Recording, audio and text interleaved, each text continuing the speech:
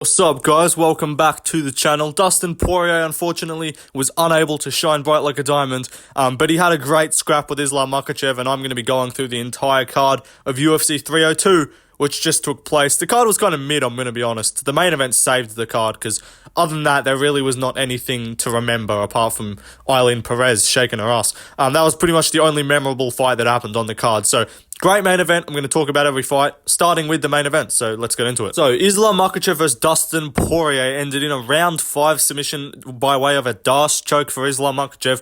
Poirier did the Justin Gaethje. He tapped and napped, unfortunately for him. But it was a great fight. It went all the way to the 5th round. I had it 2-2 going into the 5th. I could have seen it 3-1 for Islam. Islam clearly won the first round. He had a lot of success in the grappling. Poirier really didn't do much. Islam got to the hips straight away, took him down within a minute, and so that was kind of had me worried. I was like, fuck, he's just about to sub him immediately. But Poirier got up at times, he survived on the ground. Second round, he did great. Islam was landing some good shots on the feet, so fair play. Islam's striking does need to be applauded a little bit. He was getting tagged up, though. Poirier was doing really well. And the optics of just Islam getting pretty much all his takedowns in the second round stuffed was pretty cool. Third round, Islam won again. He took him down, had the back, was close to some submissions. Islam also was close to like a Kimura at one point in the first.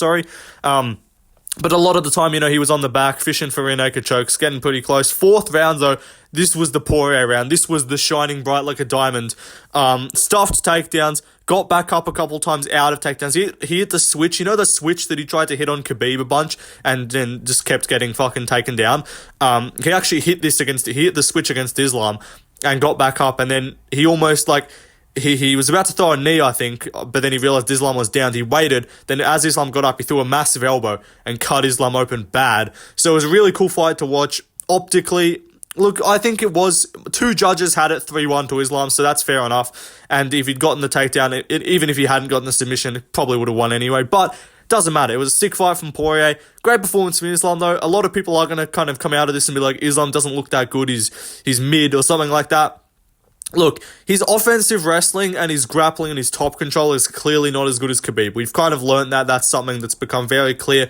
But his striking is great because he did stand with Poirier and had a lot of success. This was not like a case of one guy getting takedowns and the other guy was lining him up on the feet, and it was like only success in grappling for Islam and then only success in the striking for Poirier. Islam did a lot in the striking. He cracked Poirier a bunch. He kind of rocked him in the first round too. Hurt him a couple times. Looked like he was doing really well at moments, landing good knees in the clinch. Poirier was ripping up the body too. Islam did look kind of tired and gassed at moments, so definitely the gas tank of Makhachev is something that I think some people could exploit in the future, try and just push a pace on him, because we saw Volk really push a pace on Islam in their first fight. But great win for Islam. He ends up getting the sub in round 5. It was a sick takedown, to be fair, because he kind of got a takedown, then Poirier sort of got back up. Islam was holding on to the single, and he hit him with like a snap down, ankle pick sort of trip, sweep kind of thing. And then he kind of got in a guillotine position, almost got the guillotine, honestly. And then obviously Poirier, he was trying to get back up, and then Islam locked up the Darce. And then Poirier unfortunately did tap out and also go unconscious too. So Islam's squeeze must be pretty crazy because he's putting Poirier out even after he tapped. So great win from Islam Makhachev. Great fight too, at one fight of the night. Islam also got a performance bonus, so he got 100k because Jelton Almeida didn't get a bonus. Sucks for you, buddy. You're fighting on the prelims. You ain't getting the bonus, little bro. If they put Almeida on the main card over Morono Price, which was a fucking awful fight, then he probably could have gotten a bonus just because he's on the main card. But if you fight on the prelims and you get a finish, doesn't fucking matter. You're not getting a bonus. But good job, Islam. Great job, Poirier. In a post-fight interview, he did say... he said that it might be it for him. I get it. I 100% understand. You don't want to call it then and there. You don't want to be like, yeah, 100% I'm done. But if he then comes out in like a couple of weeks and says he's done, it just won't be the same. Like you want the moment. It would have been sick if he'd like had that fight, great scrap, and then if he decides to retire, have the moment in the cage, put the gloves down, and then get the appreciation then. Because now we're not really sure. He might fight again. He might not. I'm leaning towards he probably will. I think they'll give him something that appeals to him. Like if Poirier fights Holloway and Holloway loses, I think Max could just go up to lightweight and might do like a trilogy with Dustin for the BMF or something like that. There's definitely fights for Poirier still, so I'd say he probably sticks around for one more. But yeah, great fight, great effort from both of them. Poirier's takedown defense looked a lot better than normal. After the first round where he got taken down easy, his takedown defense actually looked pretty good for most of the fight. So yeah, great job Poirier, great job Islam. That's his third lightweight defense. And yeah, that's what I'm going with there. I mean, what am I saying? Yeah, Islam won. Good job to him. He also called out, he said he wants to fight up a division and be a welterweight, like fight for the welterweight belt next. I think Leon Edwards would beat him quite comfortably in my opinion. But yeah, good win for Islam. And yeah, let's move on to the co-main event. Sean Strickland versus Paulo Costa was kind of a boring fight, I'm going to be honest. I scored it 5-0, 50-45 for Sean Strickland. That's pretty much what my prediction was, roughly. I said 49-45. I actually thought Costa would win a round, and then Strickland might get a 10-8 in the later rounds, but he kind of kept it at a pedestrian pace, didn't do a whole lot for most of the fight.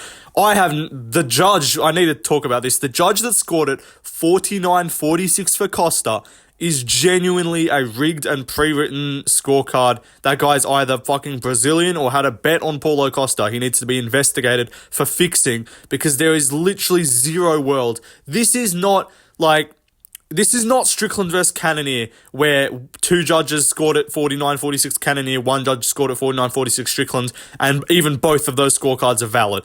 This is like the minimum, I don't even agree with a 48-47 Strickland. I think it's 49-46 Strickland minimum. This cracked up, fucking coked up judge, crackhead weirdo, absolute bum of a ting, scored it 49-46, 4 rounds to 1, scored the first 4 rounds of the fight to Paulo Costa. First round, he was doing well with the calf kicks for the first minute, and then apart from that, it was just Strickland walking him down and landing the jab, landing the cross easily. Second and third were clear Strickland. Costa had no moments at all. Third round was clear Strickland, clearest of the fight probably. Fourth round, Costa had some moments, but I thought it was still pretty clear for Strickland. And then the fifth round was close until the end, and then Sean kind of dropped him off balance with a head kick and rushed at him at the end and landed some big shots. So I thought I gave Strickland every single round. I'd say if you were going to give him one, the closest was the fourth, and then maybe the next closest after that was the first. Those are the two that are if you're shit at judging, you could maybe score it for Costa. But the second, third, and fifth were clearly Sean Strickland, so I have no clue how that was a scorecard that occurred. But it is what it is. Sean Strickland checked most of the kicks. He had some trouble early. He landed good shots. Costa was landing some good tips to the body, but Sean did well. It's a Strickland fight. It's pretty much how most of his fights that he wins comfortably look. And a very impressive performance given that Costa and Whittaker had a really close fight, and Costa gave a tough fight to Whittaker and rocked him in the first round and looked pretty good in that fight. So this does show that Sean Strickland is still definitely best or second best in the world right now. And clearly, in my opinion, a level above Robert Whittaker. Maybe the style matchup's just easier for him than Whittaker against Costa, but I gave this to Sean Strickland easily. I picked him to win pretty comfortably by decision, and he got it done. So easy win for Sean. Calls for the title shot, definitely deserves it in my opinion. Coming off a razor-close decision loss where he lost the belt. Izzy hasn't even won a fight since when he lost to Sean, so I think Sean deserves it over Izzy, to be honest, but we know they're going to book Izzy. But whatever, good win for Strickland, had a solid post-fight interview, went and took a photo with Trump after the fight, so fair enough, good for him. And yeah, that was it. Let's move on though to the next fight. Kevin Holland versus Mikhail Oleksiejczuk. Kevin Holland won by first round submission with an armbar. Mikhail actually dropped him and almost finished him arguably in the first couple minutes of the round. But then Holland got in an armbar position, kind of swept him over, turned him over, and then subbed him. He didn't tap. What happened was he actually broke his arm, and it kind of snapped. It was bending and looked all weird and didn't look good, and the referee stopped the fight. I think it was warranted stoppage. I know MMA Guru complained about it. I know some people complain they like seeing a tap or an app. You apparently need to tap to for it to be a valid submission, but his arm was broken, not bending like Tony's. It was completely snapped. It was no one had an issue with Paul Craig Jamal Hill stoppage. That was fine. So I think this was a perfectly fine stoppage. And yeah, I picked Kevin Holland and I got that pick right. It was pretty easy. But I was worried with that knockdown. Fair play, Mikhail has definitely got some power, because we don't normally see Holland get flat out dropped. I think that's the first time he's been flat out dropped from what I've seen. Because I know Wonderboy hurt him a few times, but I swear that's the first time he fully was dropped, dropped. But let's move on to another fight. Next up, Nico Price versus Alex Morono. This shit was dismal, and they did not need to put this from the prelims to the main card. Romanov versus Almeida should have stayed on the main card, or done Kopylov Almeida, honestly, because at least that Kopylov Almeida was fun-ish, but then at least Almeida versus Romanov was just a finish, so that was cool. But yeah, whatever. This fight was weird as fuck.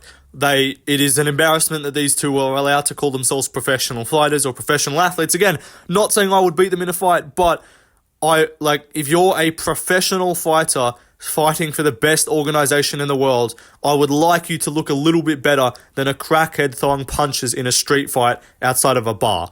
My personal opinion, maybe I'm tripping, maybe this is high-level martial arts, but also Nico Price is maybe either Morono has quite literally zero power known to man, that's probably very likely, but also Robbie Lawler slumped Nico Price with uppercuts and short shots in the clinch, but he did not even get wobbled or hurt by Morono. So yeah, Morono has actually zero power. I have no idea how this guy was beating Santiago Ponzinibbio for 2 rounds until he got finished. I have no idea how this guy makes competitive fights with decent welterweights. It's actually crazy to me. But yeah, Price got the decision 29-28. It was a fair decision. I got this fight wrong. It was one of 2 fights on the card I got wrong. But let's move on to the main card opener. Andy Brown versus Azulay Zaleski dos Santos was actually a pretty fun fight. Randy Brown won a decision. I think it was unanimous, 29-28. He won the first and the third. In the first round, there was some weirdness going on because he eye-poked Zaleski twice. The first time the referee stopped it, and so you're like, okay, he's going to give him time.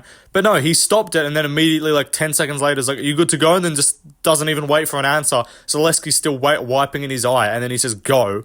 So that was interesting. And then, 20 seconds later, gets poked again and tells him to keep going. So very weird stuff from the ref. But Randy Brown was kind of tuning him up a bit in round 1. Zaleski in round 2 had a lot of success with the grappling, took him down, almost had the choke, was really close, but then Randy Brown actually reversed it and almost got his own choke.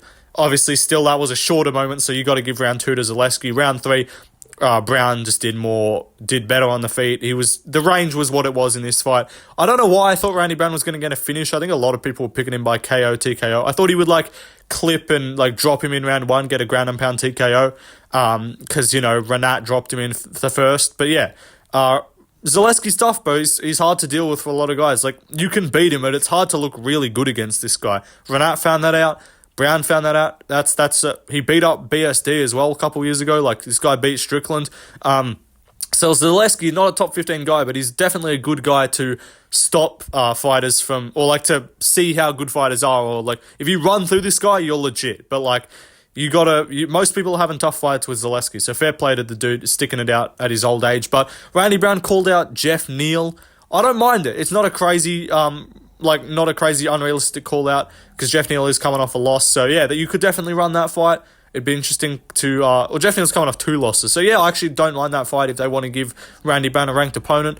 But yeah, good scrap between the two of them. Decent fight to open up the main card. Let's move down though to the prelims. Roman Kopylov versus Cesar Almeida. I picked Cesar Almeida to win a decision 29-28 based on the last 2 rounds. And I wasn't looking too bad because I did predict Kopylov would win the first round. I said that I thought he would be quicker. I recognized that he would probably be more dangerous and cause some issues on the feet early.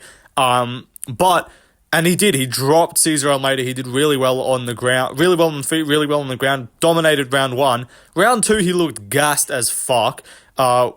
Almeida was whooping his ass on the feet. Kopylov shot for dear life, took him down, lay and prayed. Lucas Tracy was fucking glazing the shit out of him, not criticizing boring grappling at all, even though he does it for pretty much every other fight. For this one, he was cheering his head off and happy with Kopilov's performance, saying that he beats Robert Whittaker. So that's interesting stuff. Just wanted to mention that Lucas Tracy glazes Roman Kopylov beyond belief. And I like Roman Kopylov, but I stopped liking him as much because Lucas's glazing was just fucking out of control. And then round 3 again, Kopylov looked gassed. Almeida was doing well on the feet, but he can't stuff a takedown to save his life. Before this, he was a 5-0 guy with 1 UFC fight coming out of glory kickboxing background. He's got fuck all takedown defense. It's the same with Pereira. But he just wasn't able to stuff the takedown, and he's not able to get back up either because on the feet in round 2 and 3, he was whooping that ass.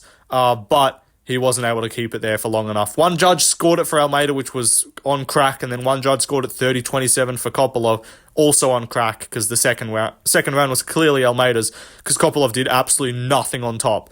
boring grappling, held on for dear life. But he had a good first round. But it does kind of seem like Kopylov might be a first-round fighter. And if you can get out of that first round and just put a pace on him, you can kind of whoop his ass. So, yeah. Drop a comment if you think Lucas Tracy is retarded for saying this guy beats Robert Whittaker. My personal opinion. But let's move down the card. Alexander Blobonov versus Jailton Almeida. Almeida, the fat boy killer. He gets it done.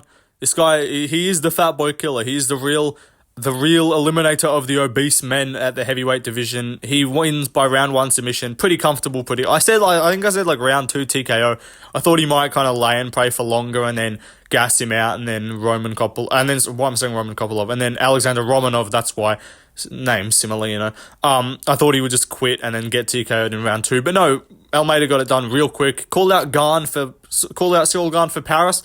I say sure, unless Pavlovich beats Volkov, in which case I want to see Pavlovich versus Gane. Do Almeida versus Gane. Punish Gane for fucking refusing to fight down the rankings. No, this is not a good fight for me. This guy have double leg. I don't know how to defend that. I need to fight fat heavyweight with no takedown. I call for title shot after I win 50-punch TKO. Standing. Yeah, that's Cyril Gane. That's the Cyril Gane classic right there. Drop a like if you think that's exactly what Cyril Gane does. But yeah, Almeida gets it done easy. Round 1, rear naked choke. Took him down. Just a fat man, Romanov. I have no idea how this guy was 16-0 before the Tabora fight. Unbelievable stuff. But whatever, good job to him. Let's move on, though, to the real fucking most boring, worst fight of the card. Grant Dawson, Mr. Islam Makhachev, I am your replacement. Yeah, well, look, bro, you got a boring fucking lay and pray decision over Joe Selecki. And you got cut open with an elbow. And you got almost guillotined. So yeah, this was the real Poirier versus Makhachev right here. No, this fight was awful. Dawson came out of the gate, threw a fucking flying knee and almost got guillotined, which was interesting. But apart from that, it was lay and pray the whole time. Really nothing to talk about. There will be no in-depth breakdown of this fight. Let's move on, though, to the next fight. Next up was Phil Rowe versus Jake Matthews. I picked Jake Matthews. I was happy with this prediction. A lot of YouTubers I saw were picking Phil Rowe. Lucas Tracy picked him. Bedtime picked him. MMA Guru picked him. Weasel picked him. So I was probably one of the only, I think, MMA experts picked him too. So I think I was only one of the only YouTubers I saw that was picking Jake Matthews, even though he was a favourite, which I thought was weird. I guess a lot of people were just picking Rowe as an underdog, but I picked Matthews. I thought he would just have the way better boxing in this fight, be able to push, look better on the judges, and that's what he did. Threw a lot more output and looked good in round 1 and 2. And then round 3 as well. Rowe had some success. Rowe ended up on top with the grappling, but Jake Matthews reversed it, ended up on top and kind of held his way to a decision. Round 1 and 2 were fun though. He did get kind of cracked at times. He cracked Rowe. I think round 2 he cracked Rowe with some shots. There was no big knockdowns, but he was landing good shots, and also he was at a 7-inch reach or 6-inch reach disadvantage. So impressive stuff from Jake Matthews to get around that reach. Gets it done by decision. Good win for him. Let's move on though to the early prelims. Basil Hafez versus Mickey Gall. Just how mid is Jack Della Maddalena? No, I'm kidding. Jack's really good, but Mickey Gall versus Basil Hafez was a somewhat close fight. 2 judges scored at 30-27 for Hafez. It was a unanimous decision. I thought the 30-27s were weird. I had it 29-28 for Hafez. But he didn't look that good. Hafez was getting cracked a lot. Mickey Gall's chin was not completely atrocious as well. Didn't really get taken down that many times. So yeah, this was a good, it was a fun fight. Until the main event, this was definitely fight of the night.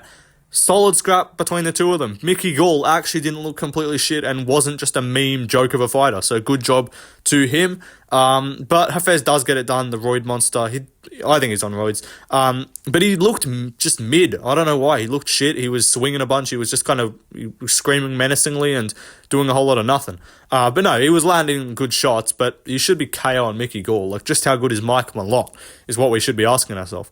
But let's move on down the card. Eileen Perez versus Jocelyn Edwards. This was the bakery show of the card, if you know what I'm talking about, because the cakes were on display. Eileen Perez was fucking shaking that ass all over the octagon. Jocelyn Edwards was showing off some of her own assets in respectively as well. But Perez was where it was at. This was the real.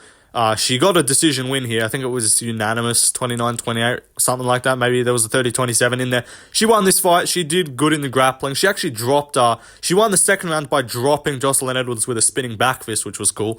But yeah, a whole lot of grappling. She had a bunch of hip tosses too. Good job from Eileen Perez, and then gets the win. And obviously, the most important part of the fight was the post-fight twerk show, which was a joy to watch. And the cameraman in this fight doing the Lord's work. Excellent stuff. Let's move down the card to the opener of the early prelims. Andre Lima versus Mitch Raposo. This one was pretty boring, not a great fight to start off. There was a lot of eye pokes too, so these are, I forgot to mention, new gloves. Tremendous job, UFC. They really did a great job at preventing eye pokes. We saw about 20 of them for the whole card. It was sensational. Like, how many was there? This fight had like 3. I think there was a couple other ones on the early prelims, couple ones on the prelims. The eye pokes were, I think, Randy Brown and Zaleski, there was like 2 or 3 of them. So this fight, the eye pokes, the gloves have done fuck all to stop eye pokes. I don't know what they've done. These new gloves have done nothing. Also, the gold gloves look shit as well. Thought I'd mention that. But yeah, Andre Lima did a whole bunch of leg kicking. He missed weight by 4 pounds. Kind of a bitch move. Whole lot of nothing. Rogan was fucking having a ejaculation orgasm over the leg kicks. People forget, man. What's his name? Pedro Hizo. People forget, man. Benson Henderson. He invented the calf kick. Andre Lima, whole lot of kicks, whole lot of nothing. And yeah, grabbed the cage, cheated a whole bunch. Whatever. But it was a decent card. Look, there was a total of 3 finishes on the card, so not great. 3 out of 12 finishes. So normally there's like a controversy with the bonuses, and they're like, oh, this guy got robbed of a bonus because there was like 10 finishes and they had to decide about like 2 bonuses. But no, this one was pretty cut and dry. Jailton Almeida got, I wouldn't say robbed of a bonus because it was a submission against fucking Romanov, so who cares? But Holland got one, Islam got a bonus, and then Fight Night was obviously the main event. Give the man a bonus for subbing the fat boy. Like, he got the job done in him, and that was the first finish on the card. So yeah, give him like 25k.